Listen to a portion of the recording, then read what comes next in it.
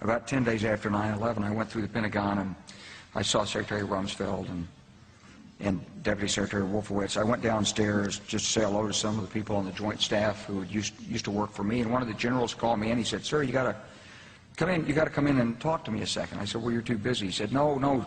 He says, "We've made the decision. We're going to war with Iraq." This was on or about the 20th of September. I said, "We're going to war with Iraq. Why?" He said, "I don't know." He said, "I guess they don't know what else to do."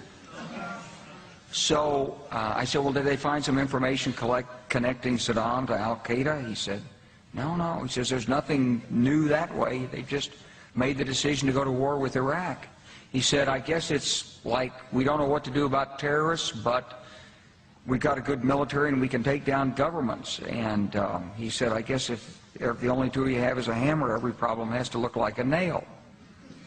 So I came back to see him a few weeks later, and by that time we were bombing in Afghanistan. I said, "Are we still going to war with Iraq?" And he said, "Oh, it's worse than that."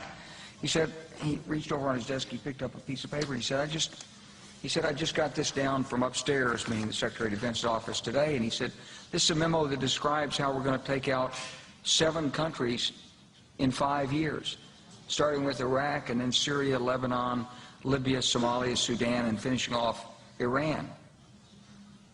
So go through the countries again?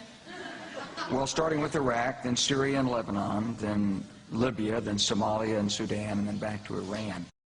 Truth is about the Middle East is, had there been no oil there, it would be like Africa. Nobody is threatening to intervene in Africa, and there's no question that the presence of petroleum throughout the region has sparked great power involvement.